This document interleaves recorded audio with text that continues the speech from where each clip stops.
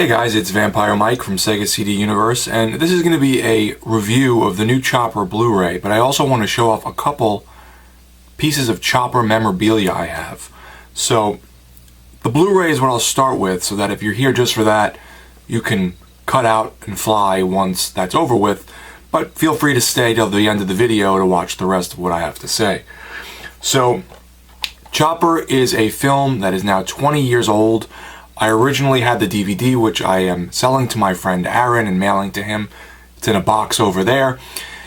This was a movie I saw at my friend Mike's house many years ago, and probably a little after it came out. You know, we didn't see movies right away, but maybe a year or two. And he threw it on. We were hanging out in his bedroom watching TV, and I thought it was just funny and great. Picked up the DVD, and it's since become one of my favorite films.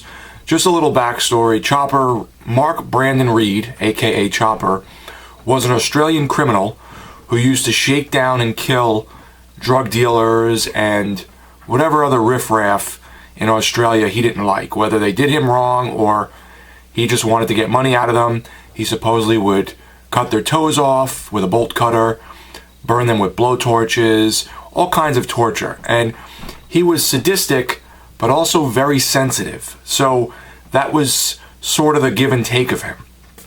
The movie is a dramatized version of some of the stuff in his books. So he's written a handful of books. I think I've read 2 of them, loved them. And you really don't know where the truth starts and ends, because he sort of meshes things together in ways. It starts out as Eric Bana plays Chopper, excellent by the way, in this film, because I've watched both videos of Chopper and Eric Bana, and I mean it's spot on. Starts out as Chopper in prison. He's in the H division with his friends Jimmy Laughlin and Bluey. I don't know if the names are changed. I know a lot of the names were changed in the movie to protect people. And he's sort of bickering with this gang called the Painters and Dockers. And the guy's name is Keithy George. And right at the beginning of the film, he's like trying to be nice to him, but then he starts getting shitty with him, and then he gets violent with him, like out of nowhere. It's like sporadic, boom. And then instantly flips a switch and starts like feeling bad. And the guy's on the floor bleeding. I don't want to say too much and ruin it, but the guy's on the floor bleeding, and he's like throwing him a cigarette, and it's like hitting him in the head, and he's like, I'm sorry, are you okay? It's all in an Australian accent, by the way, so you have to be okay with accents. And the guy's pissed off, and he's like gushing blood out of his neck. And Chopper had a way of being violent, but also being really funny and charismatic. And he would say, there's one-liners in the movie that he would say to the guards that were humorous, but off color and bad in a way. And that's sort of how he was. In a very extreme way, he reminds me of my dad a little. When my dad was younger, before I was born, or maybe when I was little, always getting altercations. But had a heart on him, like on his sleeve. Still does, the heart part. The altercation part, not so much. He's older. But he's calmed down. But you say, oh, I'm really broke, I don't have any money. My dad would like hand people $50. And he's like that. He truly is like that. He feels bad, and I'm sensitive because of him. Chopper has that sort of sensitivity. So there's something sort of relatable to Chopper in his ways, even though he's obviously extremely violent and doing things that most people wouldn't do. He gets out of prison, and more stuff ensues. And you can see his back and forth, he feels bad for something, then he gets violent, then he feels bad again, then he got violent, and then he lies about what he did to the cops, says he did something that he didn't do, or says he didn't do something that he did. So his books are the same way. You don't know really, like I said, what's true and what isn't. One of his famous lines, which is perfect, is never let the truth get in the way of a good yarn. Never let the truth get in the way of a good tall tale, so to speak. We don't really say yarn in America. And we do, but it's old-fashioned. And I love that line, because sometimes it's, not exactly what you're eating, it's the stuff you sprinkle on top that makes the story good. So, that being said, that's the gist of the movie. It has subtitles, which is great. I don't remember if the DVD had subtitles. The quality of the video is very, very good. Looks excellent, but there's a catch. They DNR'd the hell out of it. Digital noise reduction. So any grain that was there, because it was shot on film, is gone. Everyone is very smooth. Some people really hate that. I kind of get it. To be more of a gritty film, I wish it had more. I had some grain, but it does look very good. You could see their hairs. I mean, it really is a nice quality picture. They just overdid it with the processing in that regard. The sound was fine. It sounded good. I could hear everything very clearly. The subtitles were great because there were some words over the years that are like Australian slang, so you have to either know Australian slang or be willing to kind of learn some Australian slang. This was written and directed by Andrew Dominic in his featured directorial debut. It stars Eric Bana. Eric Bana was recommended by Chopper Reed himself. Co-stars Vince Colosimo, Simon Landon, Kate Behan, and David Field. Special features seem to be what was on the DVD. A Weekend with Chopper, Eric Bana meets Chopper Reed, deleted scenes, trailer, audio commentaries from the director and Chopper. This won some awards, I think. It did very well years ago when it came out, and his books were bestsellers. So if you're from Australia, you most likely know who Chopper Reed is. Great film and Region A compatible. So this is the Australian release. It goes for about $20 to $25 and Region A compatible. So you can play this in America even though it is Australian. So it says Region B, but it's Region A as well. I don't have a Region C player, so I can't try it in Region C to tell you that, but I can tell you it works fine, Region A.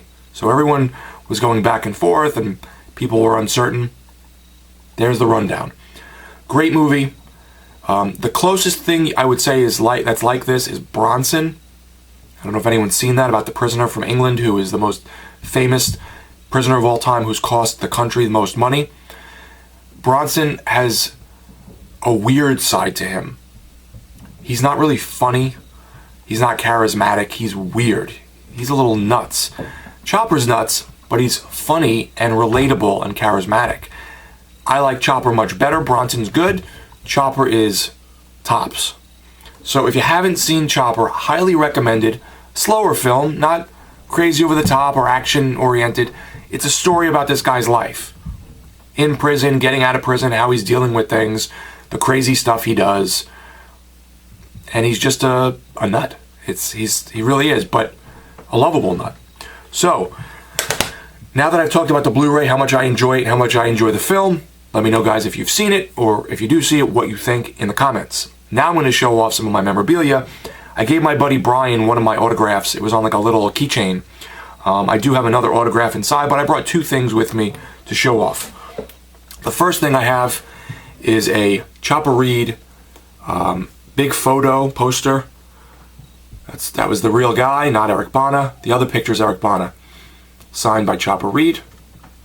I had purchased these years ago from a friend of his who owns a store in Australia, and the friend's name is Frank Dini, and he still sells his stuff on eBay.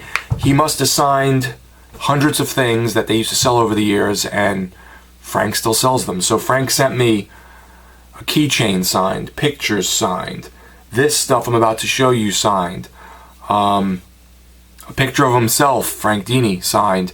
He has pictures with Chopper. You can tell they were close friends. I'm hoping all of this stuff is real. There are pictures of him signing it and stuff, and that Frank doesn't just, now sign these things and keep selling them. I don't know how the market is, to be honest with you, in terms of Chopper stuff. He used to paint, so sometimes Frank sells his paintings. I think as Chopper got older, he calmed down, did a lot of art, signed a lot of autographs, and Frank is, still selling them probably for him and his family. This one's really cool. It's heavy. It's Chopper Reed, where is it? He made a rap CD here with Frank Dini and a rapper named Big Haz. Frank Dini's the guy all the way to the left. And that's signed. And then I have a butcher's knife, machete, I guess. I always forget the difference. Signed by Chopper. It's signed actually on both sides, but I flipped it over to this side because I think the other side just says Chopper Reed. This says Mark Brandon Chopper Reed. So Chopper died in 2013. He had complications from hepatitis, which turned into cirrhosis, I believe, which turned into cancer. So if you don't have hepatitis, then you don't cure yourself. And back then, cures weren't as predominant. Now you can take something. They tried talking him into doing a liver transplant. And he made a comment like, there's probably some little girl out there who needs a liver transplant. Why would I take it? I'm a criminal. And he let himself, you know, get a couple surgeries and then just die. He didn't have the transplant. So, yeah, I'm a really big fan of the story around Chopper and the man himself, even though he was a criminal, wasn't a great person in some aspects.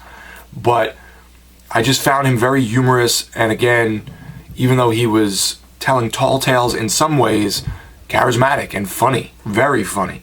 Some of the stuff he comes up with and how brash he is just very, very amusing. That's it.